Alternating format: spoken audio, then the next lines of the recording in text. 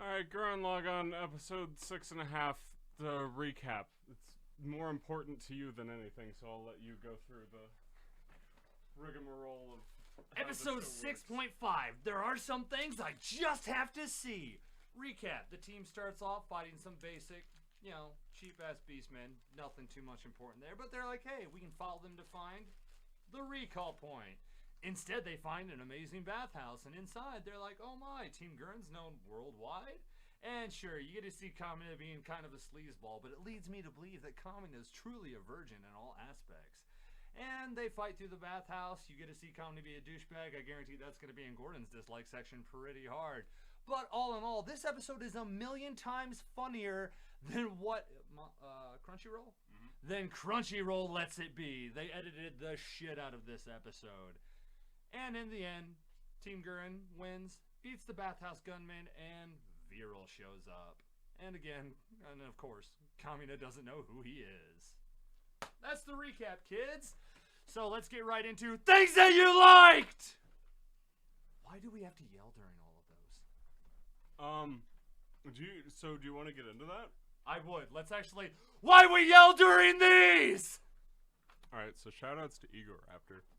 There's a content creator who's named his name is Aaron Hansen, I think.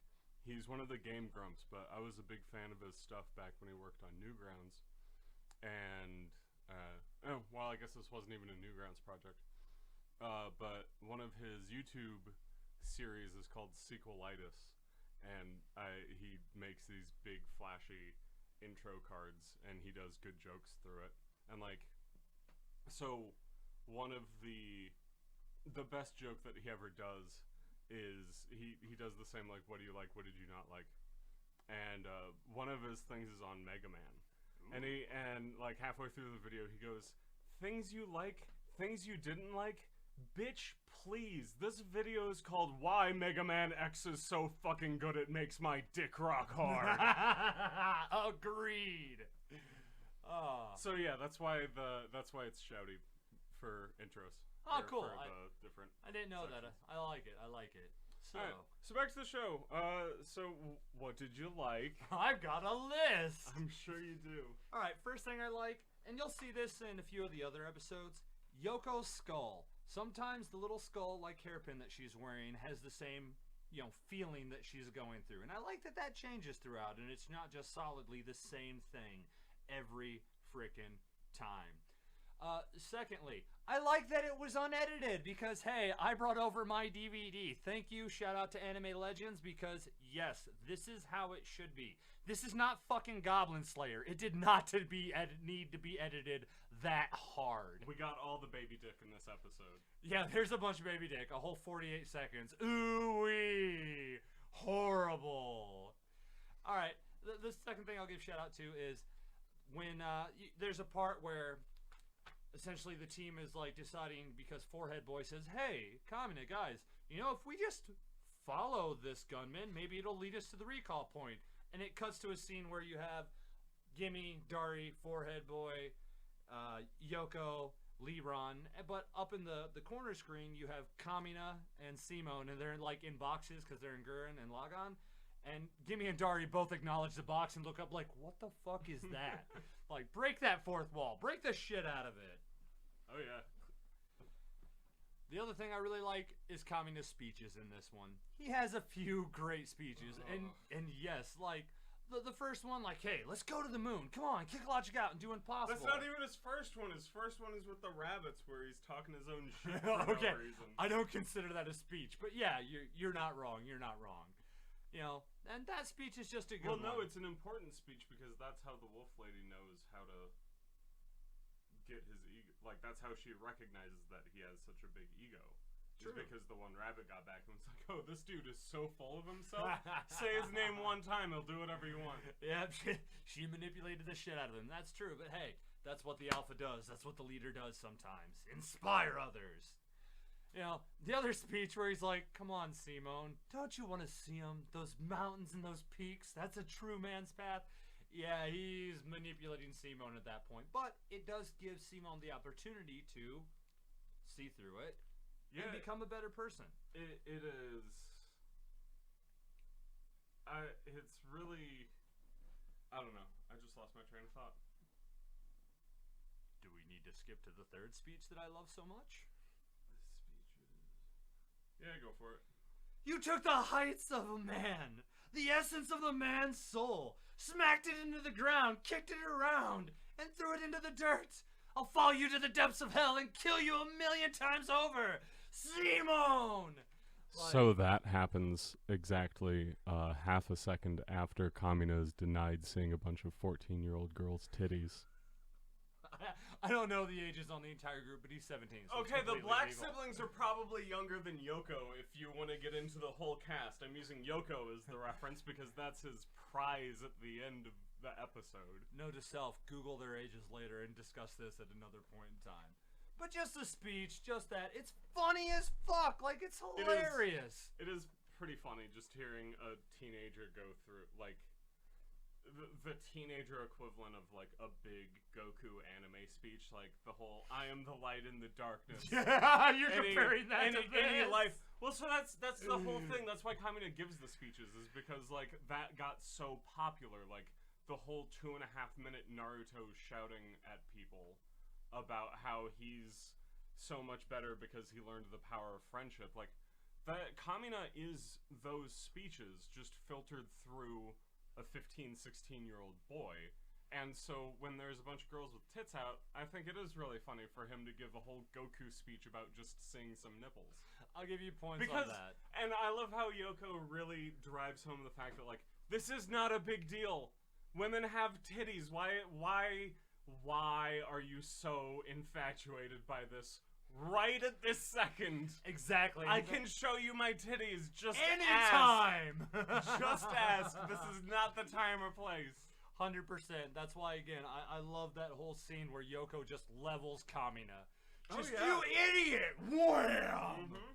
Punches him right in the face, the whole 9 yards. But again, it also leads me into that this is teen angst. Kamina's never been laid. Kamina died a virgin for your sins. Fucking loser. Get laid, bitch. And that's also one of my other little favorite parts. The entire, like, okay, cool. Like, if you want to see some boobies, get out of your gunman right now, and I'll remove the mosaic filter. Such a skis-ball. And he's like, Simone, can you remove those blocks? And he does not. He doesn't even wait for an answer. Nope. He's Forgive just like, me. Forgive me. Boom, boom. And the entire best part about that is Yoko's face. Because, like, the other girl's like, save us, Kamina, save us. And the whole time, her face is just like, you're a fucking idiot. What is wrong with you? I like you? What is wrong with you? Yeah, he's really stupid in this episode. Give him points on that. Give him points on that. Yeah, these previous two, this episode and the last episode, really drive home the fact that that Kamina is not leadership material. He wants to be. He wants to be really, really, really, really badly. Well, he does. He's a good fighter. And we'll get into that into spoilers. But he is not the right man for a leadership role in almost any situation. That's not 100% battle and tactics in that way. Alrighty, my dude. Anything more for things you liked? Oh, Simone's drill is bigger than Kamina's. I think that's hilarious that even, like, Simone's clearly, like, 3 years younger. He's just, I don't know, maybe one's got a grower, the other one's got a shower, but... Politics. I'm saying Yoko ends up choosing the wrong dude. Twice, yeah. Oh, spoilers! Oh, snap. So, I think things you disliked. Yeah. Things you disliked! No, go ahead. Wow, I don't have a fucking... The only thing I did a whole episode by myself. You gotta go first on, like, all of these segments. Oh, hooray! Things I disliked. Crunchyroll and its editing system! There's so much they even edited the title of this episode out.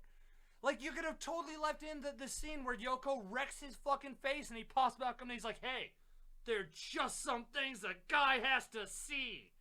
Like, come on. Like, sit in the bath until you get sick. That was what they named it. Like, yeah. They didn't even do a good fucking name for this episode. Crunchyroll, you blow fat wieners. No, the opposite. That too. They're afraid of fat wieners. Yeah. Which is arguably Dari's way packing. Worse. Yeah. We're not getting. Or gimme, my bad. Jeez. Things I didn't like. It took me this long to realize that Dari is not actually blonde. She's got pink hair. Oh yeah, we did make that recognition. I said that she was blonde in the last episode, so I want to make sure I don't sound really stupid for at least a fucking hour at this point. Yeah, there are very few things I dislike about this episode. Yeah, obviously Kamina's over-sexualization, but I mean, he plays it off. It's funny as shit. Like, again, it's teenage sexual angst. Like, I get a kick out of it. In addition, it's a way lighter episode than the previous episode. Yeah, it's fun to laugh at the virgins, I agree. Damn straight. Haha. Ha. Anything else you dislike, my dude? I dislike that no one listens to Rossio. Like... Yeah, he makes very valid points. Like, he proved that he's smarter than just about everyone on the team with, like, one sentence early on in this episode, and then he keeps talking about how they should probably just leave, because there's nothing really good that's gonna come of staying here, and no one wants to listen to him other than, No one wants to listen to him, period. Yeah, but at least, Liron goes with him. No, Liron doesn't go with him. Yeah, he does. Liron's... Excuse me. So when he's like going through the bathhouse, like, this is fishy. This is super fishy. He's completely by himself. We don't know where Liron's at those points. Well, I guess I just kind of assumed they hung out together. I feel like Rossio wouldn't let anyone hang out in this place alone. I feel like Liron wouldn't have missed the chance to be in the bath with, like, Kamina and Simone, but hey, then again, maybe he's respectful and like, yeah, I'm not gonna be in there. he got the biggest dick to the face. Yes, he did. He did. So warm. So warm. So weird. Well, I mean, they were just in a hot spring. It makes sense. You're not wrong. Yeah. You're not wrong. Especially if he's been out working in the desert night. Like, he's gonna be really cold, then he just gets a big old floppity thing to his face. This is true. I guess I caught this a little later too. Like when they have that intro scene of the gunman being thrown in, like Liron's got his box, and it looks like the little disc things that were destroyed in the episode before are there in the box, and we never see them again. Surely we do. We see his gloves again at some point. I know that much. I don't believe so, and I've watched this a lot, but we can add it into the notes and see if it comes back. Don't the computers on Tope and Tenkan Gurren Laggan, you need his gloves to work them? Nope. No? Nope. Okay. Spoilers? Yeah, we can go on to spoilers. Spoilers! So spoilers, Vero comes back at the end of the episode, Kamina's gonna die. I like how blatantly you think Kamina's gonna die. No, I'm ready to not hear more Kamina speeches. Oh my god, but you will. You will. He comes back and saves the entire crew with a speech. He saves each of them individually with speeches because he was that detrimental in their lives. He was that important. He was the leader, god damn it. Yeah. Also, spoilers, I like that they bring old Coco, the old man, in, and like you don't even know anything about him till later on. We find out that he's actually a beast man there to serve Princess Nia, so he was guiding them all along to Princess Nia to free her from the box, which will be the next episode. I don't feel like... Or wait, no, that's the episode after Kamina dies. My apologies. That's the episode way after Kamina. No, that is the following episode after Kamina dies. No, Kamina dies, they have to go fight Viral and then get Mia. Nope, Kamina dies, and then they find Mia the very next episode. I'll believe you. I like that, because I've watched this series well over 100, maybe into the 1,000 times. It keeps me alive at times. That's... Just believe, goddammit! Kick logic out and do the impossible! That's how I roll! I also think DVD discs are delicious. They are delicious. What else? Does anything else ever come up in this episode? Spoiler-wise, I don't really think so. I mean, yeah. I think they subtly spoil that Gimme and Dari are going to be the next ones to pilot Gurren Laggan, but it's very, very subtle. Just because, like, when they're So when Kamina gives that whole speech and he defeats a bunch of bunnies, and Gimme is like, yeah, yeah, yeah, like he's freaking out, and then all of a sudden one of the gunmen come up from behind, and it could be the end of them. Yoko saves them, and Dari is maintaining the cool, chill face the entire time. She's the calm, collected one. He's the out yeah, like they're Simone and Kamina in certain aspects. I think they flavor that pretty well. Yeah, I guess. If you say so. Very much so. Very much so. Alright, recap. What more things you like, more things you didn't like? What's the big takeaway? The big takeaway this episode is sometimes you just gotta chill and try and see some titties. Yeah, the big episode is 2 away. No, the big takeaway is be careful what anime you watch with AJ, because he'll whip his dick out. Oh yeah? Yeah? There wasn't even anything I could beat it to, bro. They over-edited the shit out of it so bad. There's so much stuff they didn't even need to edit. There were extra fucking clouds that didn't need to be there.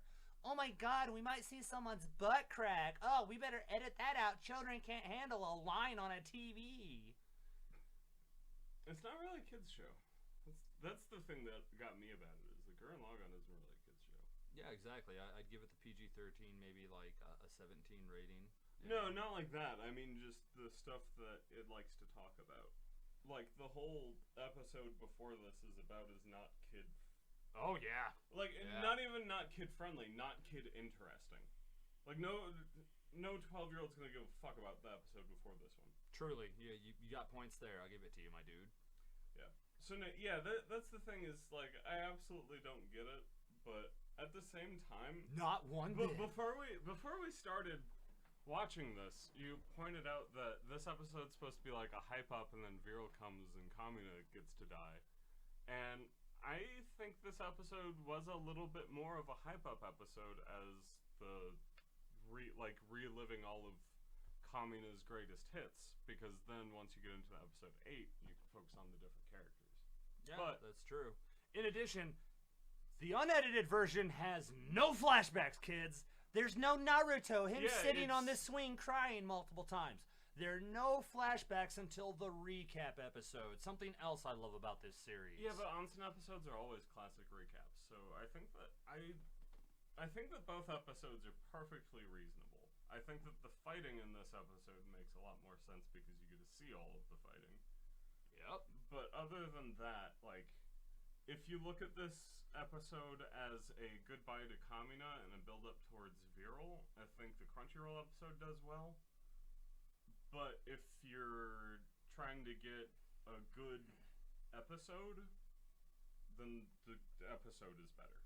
Truly. So, like, and I will say, it might even be like if you're binge watching the show like we are and like intentionally trying to go through and not just watching like one episode a week, I would say that the normal episode's way better. But if you're watching, like, you don't have enough time, you're watching an episode a week, an episode every 2 weeks, it's really important to give Kamina the right goodbye as opposed to the whole showing why he's not ready to be a leader. Yeah, I'll give you points on that. One thing I will say, hey, Crunchyroll, you edited out the booby bouncing, surfing across the tits. Sure, I get that one, but the rest of it, nah, not really. You over-edited it. There was a Karen working that day. Normally there's a weeb doing the editing booth, but this day, it was a Karen. And she's like, nope, gone. Nope, gone. Oh god, now, gone. We're gonna put in 15 minutes of flashbacks. Haha, I was the one who edited Naruto. I don't know jack or shit about the Naruto edit. Let me put it this way. Naruto, one of the big issues is we see so many flashbacks. So many. And a lot of those flashbacks are just this motherfucker sitting on a swing being like, oh, my life's depressing because no one in the village liked me. I was so lonely growing up. Like, we get it. You were a depressed kid growing up. Your parents were dead. The whole village hated you when they shouldn't have hated you at all. And you sat on a fucking swing a lot. We get it. I know, right? Fucking loser. Like Kamina, goddammit.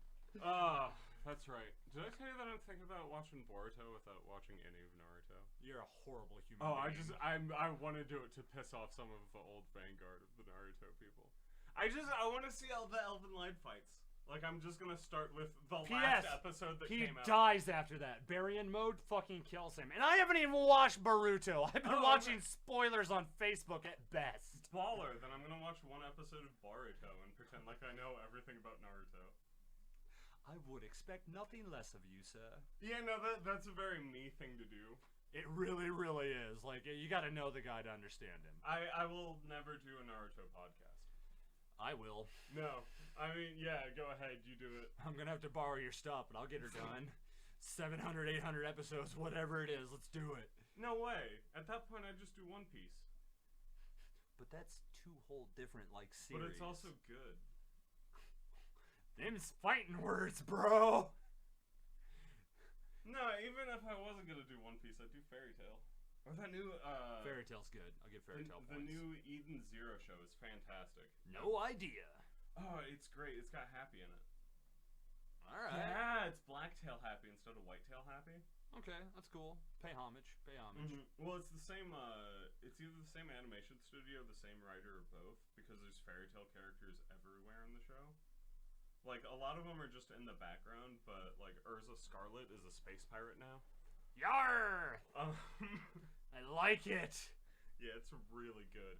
It's really sad, though. The show will punch you right in the emotional dick. That's what good shows do. Not feel bad about it. Speaking of emotional dick punching, let's get into episode 7. Oh no, the next one's one of those ha-ha funny episodes, right? No.